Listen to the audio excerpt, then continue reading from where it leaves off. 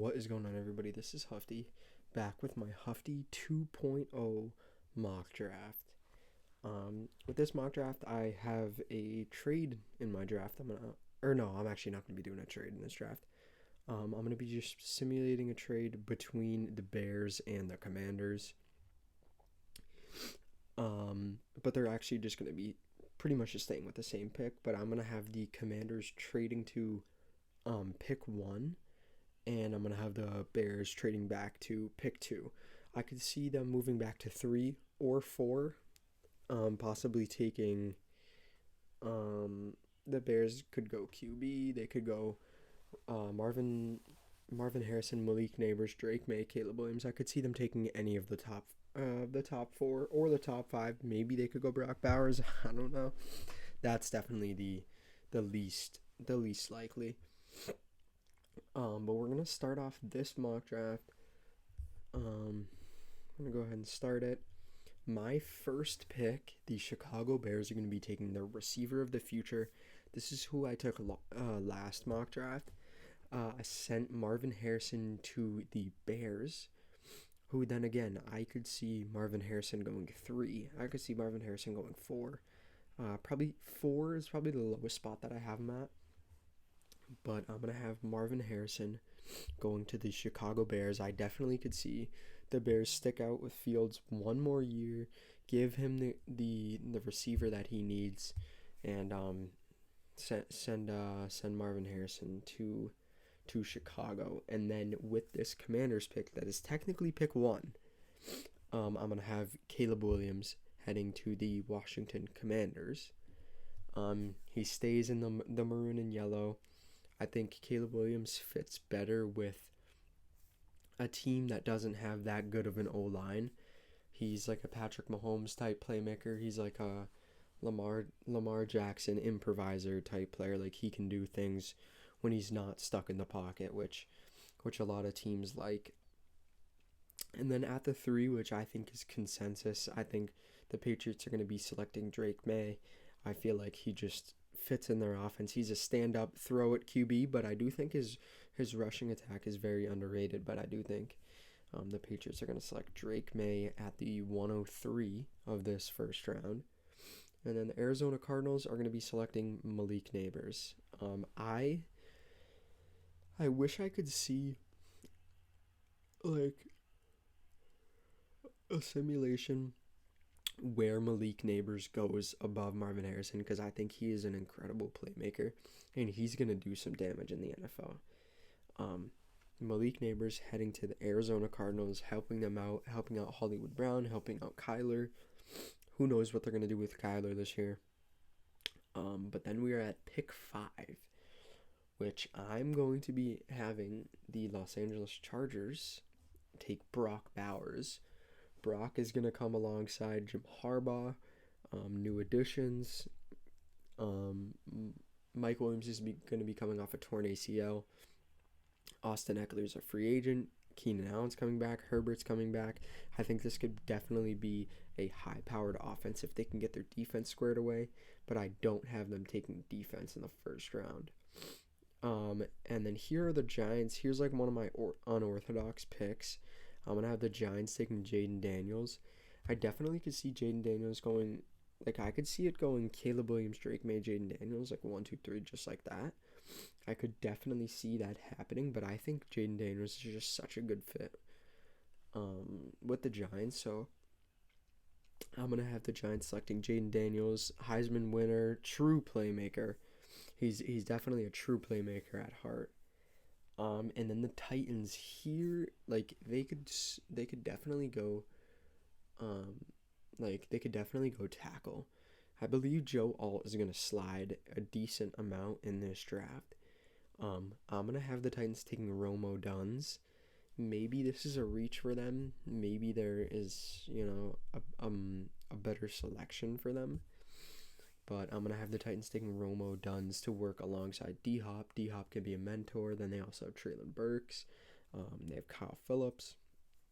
But I believe that with the possible loss of Derrick Henry, and the possible promotion of Tyjae Spears, they could be looking to rebrand this offense into something that it hasn't been the past few years, which has just been run heavy, things like that. Just giving Derrick Henry the ball and letting him run behind an O-line. I believe with Will Levis or a different QB that they take.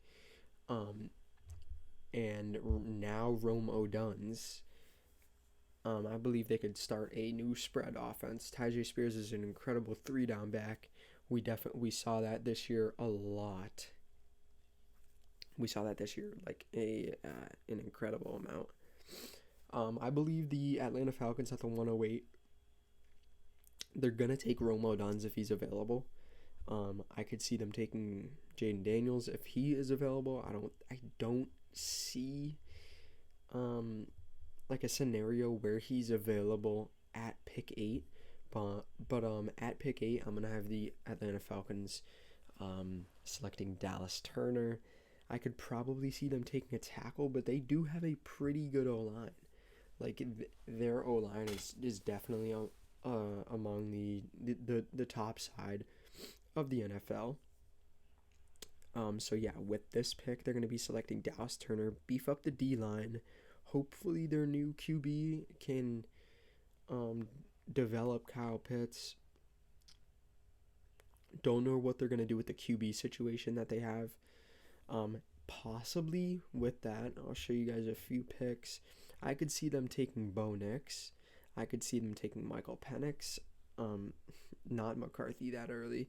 But definitely I could see them trading down 5 picks and taking Bo Nix. But the Chicago Bears now selecting with this is their pick. They could go in any direction here, but I think they're going to go Jerzon Newton out of Illinois. They did just trade for Montez Sweat, who is going to be a big piece for them. They definitely still struggle at the interior of the D-line. And then they do also need an edge rusher. They need like another edge rusher alongside Montez Sweat, but they're going to be selecting Jerzon Newton here. And then the Jets would definitely take receiver first, but I think this is a consensus pick. Joe Alt sliding to 10 is probably the lowest mock draft you're going to see with Joe Alt, but I definitely think these teams up here are looking for playmakers. They are all looking. There's no team here that is like gonna pass up one of these insane playmakers 1 through 8 for a tackle. I think these are all generational players. I feel like the riskiest one is maybe Jaden Daniels, but I don't think any of these teams are gonna pass up those guys for a tackle. Those guys are all like insanely good. And then we have the shambles team. The Minnesota Vikings are definitely in shambles. Besides like their offensive tackles, they pretty much need every position on the field. They need QB, running back, and receiver. Obviously, they have Jordan Addison, KJ Osborne, Justin Jefferson, and then TJ Hawkinson. They don't need a tight end. But I'm going to have them taking Cooper DeJean here at pick 11. Cooper, this may be a reach for Cooper, but I think he's probably him or Nate Wiggins. I've watched film on both of them. I think they're about even. Maybe Nate Wiggins gets the edge, but I think they would take Cooper DeJean here since he's ranked higher. And I think there's more reasons to pick Cooper DeJean. I feel like he's a safer pick, but I would take Nate Wiggins over him. But Cooper DeJean definitely has that punt returning ability, kick returning ability, which it definitely adds some value of him to this team. The Denver Broncos, with the loss of Bradley Chubb and Draymond Jones, who is going to be a free agent, they're going to be selecting Gerard Verse. Gerard Verse is an edge out of Florida State, who they're going to be adding to their D-line, or adding to their edge, I should say. And then we have a pretty interesting pick, which is the Las Vegas Raiders. They could definitely go DB here, but I think to work alongside Colton Miller, they're going to take Olu Fashanu. Don't know what they're going to do with their QB situation. They could take Bo Nix, for all we know. but I think Olu Fashanu fits in perfectly at right tackle for this team. He'll be alongside Colton Miller. And then we have the Saints, who I think are going to take either Olu Fashanu, Joe Alt, any tackle who slides. But I'm going to have them taking Talisi Fuagua out of Oregon State, which I think is the next best tackle on the board. Then we have the Colts, who definitely could go ahead and take Keon Coleman, who I think his ADP is insanely low. I think that ADP is just way too low for him. I think he's probably my fourth receiver off the board. I think he goes right below Brian Thomas. I think he's better than Troy Franklin, definitely. I think PFF has him just ranked way too low, depending on where people are picking him at. But I think the Colts are going to go Nate Wiggins here. I don't know if they have to re-sign Kenny Moore this year, and then they also have Julius Brents, who are two pretty good corners. I know Julius Brents is coming off his rookie season. He had a pretty good rookie season. Kenny Moore is really good, but I think they're going to just get some depth. I also could see them taking Terrion Arnold or Kool-Aid McKinstry, and I believe Kool-Aid McKinstry is better than Terrion Arnold. I've watched film on both of them, literally working alongside each other. But Nate Wiggins is going to be heading to Indianapolis. And then we have the Seahawks, which I think is just a pretty simple pick here. I think they're going to go Lyle Latu or Gerard Verse if he's still on the board. And then here I'm going to have the Jags taking Kool-Aid McKinstry. They're either going to take Kool-Aid McKinstry, Nate Wiggins, or Cooper DeJean if DeJean is still on the board. We'll see what happens with that. Tight end, could the Bengals realistically trade up and take Brock Bowers? Maybe. But I'm going to have them taking Brian Thomas here. We don't know if they're going to lose T. Higgins and Tyler Boyd. They could potentially lose T. Higgins and Tyler Boyd. I could definitely see them going tackle here, but I'm going to have them taking Brian Thomas. I could see them taking J.C. Latham, and that's a good pick. But I think Brian Thomas definitely fits in with this team. And then J.C. Latham is a right tackle. I think I could see him going to Los Angeles, and then if he doesn't go to Los Angeles, he'd probably drop a bunch of picks. Here is where I could see the Rams taking Bo Nix, which and then after you scroll, I don't think Bo Nix goes in this first round, but I think after the season that Stafford had, he's still got something left in the tank. He's I feel like if they're gonna take a QB, they're gonna take a QB later. They maybe in the second or maybe in the third, but I don't think they reach and take one in the first because I don't think Bo Nix is playing next year. For the Rams, he could definitely play for a lower level team, but I don't think he plays for the Rams next season. But I'm gonna have the Rams taking Terrion Arnold to replace the void they've had of Jalen Ramsey since he left. And then that is going to leave us with the Pittsburgh Steelers, the infamous, just positive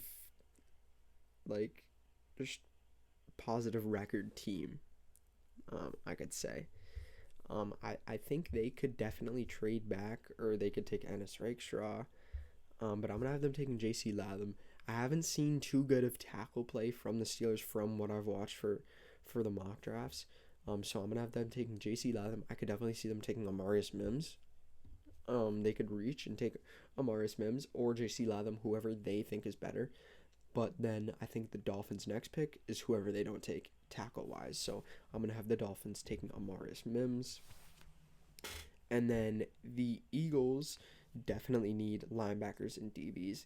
And I don't think there's a linebacker on the board that they would take. I feel like first linebacker... don't even know where the first linebacker would be. So I'm going to have them reaching, taking Ennis Rakestraw to definitely help out their DBs some, which I saw when they were playing Tampa Bay is definitely an aspect where they struggled. This is a very interesting pick. I feel like the wide receiver they're gonna take is Keon Coleman, who the Texans have struggled like receiver wise, like depth.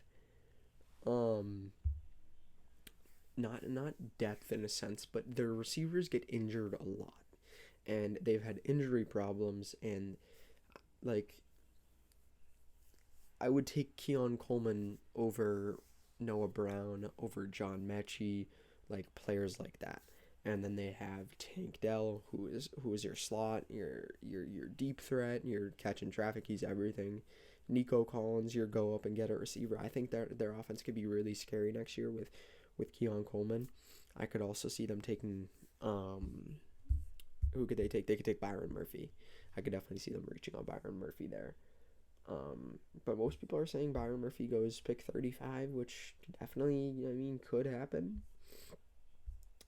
And then coming up with this Cowboys pick, they are gonna, they could definitely lean towards an edge, but I mean they've Dexter Lawrence, Micah Parsons, who are getting decently old, decently up there.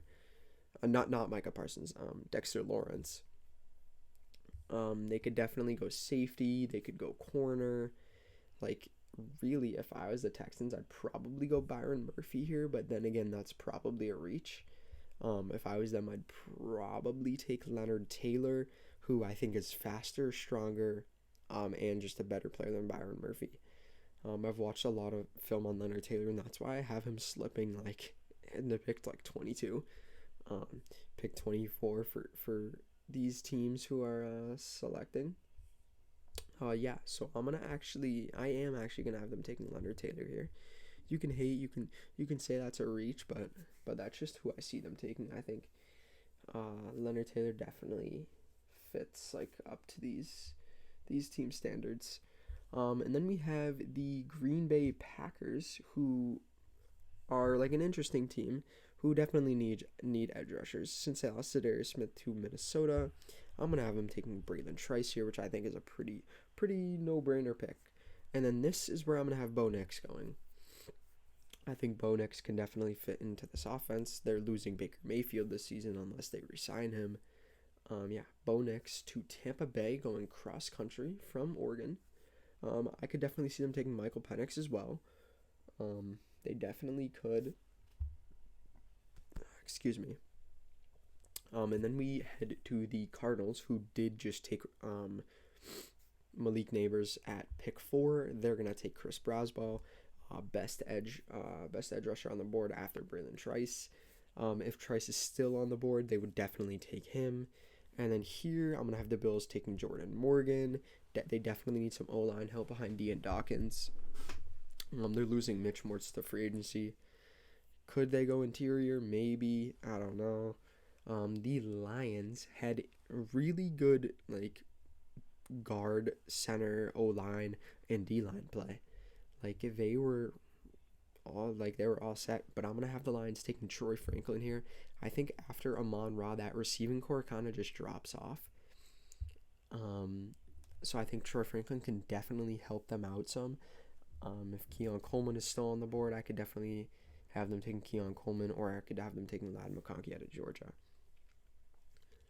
And then we have the Ravens, who are definitely going to take consensus Byron Murphy here.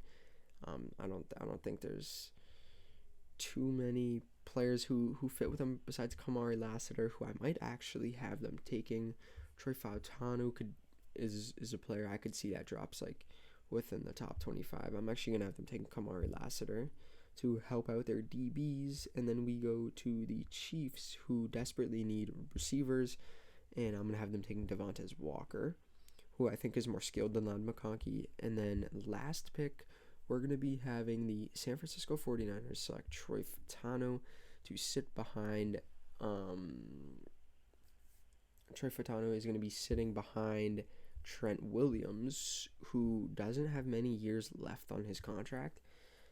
So yeah, if you guys want to go through, pause this, and go through and look. This is my 2.0 mock draft. Let me know what you guys think, and thanks for tuning in.